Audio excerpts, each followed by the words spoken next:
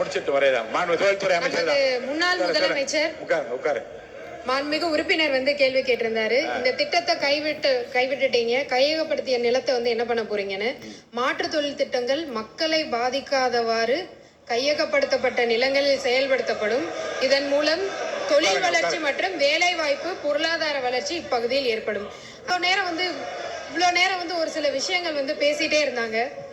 ஏன் பரந்தூர் கைவிடப்பட்டது? இதுக்கு வந்து முக்கிய ரீசன் வந்து அங்கே வந்து பல காலமாக ரைஸ் கல்டிவேஷன் வந்து பண்ணிட்டு இருக்காங்க. அதாவது 3 சீசன்ஸ், சாம்பா, தலடி, சொர்ணாவரி அப்படின்ற 3 சீசன்ல டிஃப்ரெண்ட் அந்த இது வந்து நம்ம கல்டிவேட் பண்ணிட்டு இருக்காங்க. ரொட்டேஷன்ல கிரவுண்ட் நட்டும் சுகர் கேனும் பண்ணிட்டு இருக்காங்க. அதே மாதிரி ட்ரை சீசன்ல பல்சஸ் அண்ட் மில்லட்ஸ் வந்து பண்ணிட்டு இருக்காங்க. இதை தவிர thousands of metric ton rice வந்து ஆனுவலி தமிழ்நாடு சிவில் சர்ப்ரைஸ் கார்பரேஷனுக்கு வந்து கொடுத்துட்டு இருக்காங்க அங்க இருக்கிற விவசாயிகள். இது மட்டும் இல்லாம பிடிஎஸ் டிஸ்ட்ரிபியூஷனுக்கும் அவங்க வந்து கொடுத்துட்டு இருக்காங்க. இந்த நிலம் வந்து என்ன அப்படின்னு பாத்தீங்கன்னா, எப்பயுமே ஒரு வாட்டர் பாடி, அதாவது மழை பெய்யாம இருந்தாலும் அங்க வந்து கல்டிவேஷன் நடக்கக்கூடிய அப்படிப்பட்ட ஒரு விளை நிலம். அந்த இடத்த நம்ம வந்து இன்னைக்கு ஏர்போர்ட்டா மாத்தணும்னு சொல்லிட்டு இருக்கோம். இதை தவிர அங்க வாட்டர் கெனல் வந்து 2 இருக்கு. குணகரம்பாக்கம், கம்மங்கால் கெனல், 2 கெனல்ஸ் வந்து இங்க இருக்கு.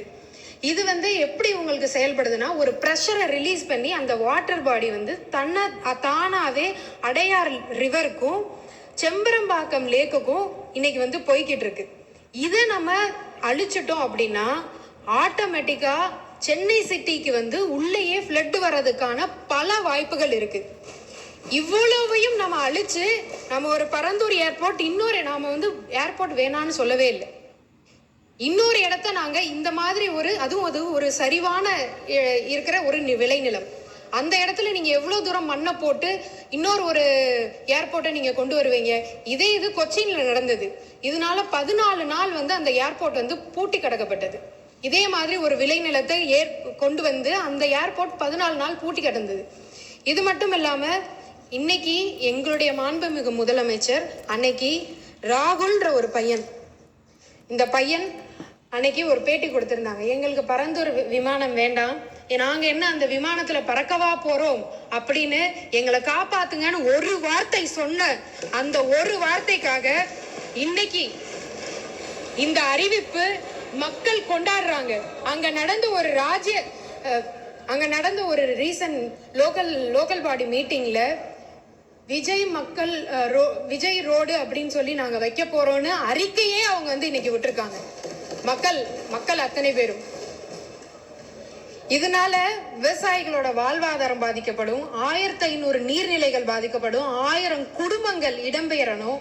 இதையெல்லாம் கன்சிடர் பண்ணாம ஒரு ஏர்போர்ட்டை நம்ம எப்படி அங்க கொண்டு வர முடியும்? இதை தவிர இன்னொரு வந்து கேட்டிருந்தாரு.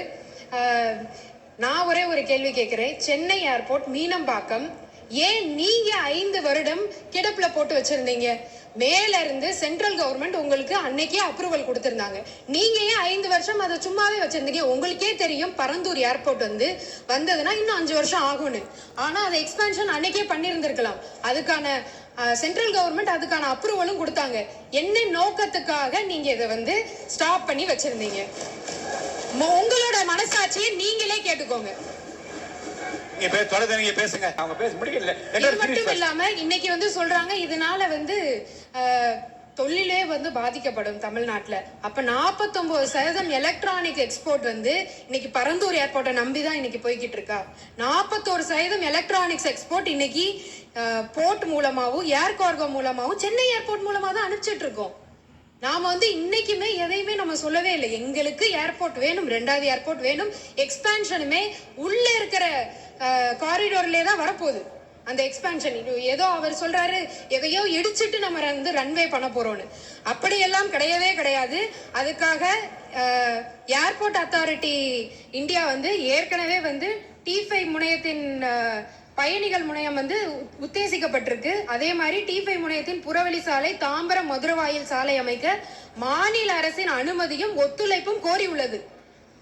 நெக்ஸ்ட் 10 வருஷத்துக்கு இது வந்து நம்மளுக்கு கண்டிப்பா ஒரு இது இருக்கும். அதே மாதிரி அடுத்து செகண்ட் ஏர்போர்ட் மக்கள் பாதிக்கப்படாம, விவசாய நிலங்கள் பாதிக்கப்படாம, அதே மாதிரி சிப்காட்டும் அதே மாதிரி இருக்கிற மக்கள் பாதிக்கப்படாம, விளைநிலங்கள் பாதிக்கப்படாம அப்படி இருக்கிற நிலங்கள் மட்டும்தான் கையகப்படுத்தப்படும்.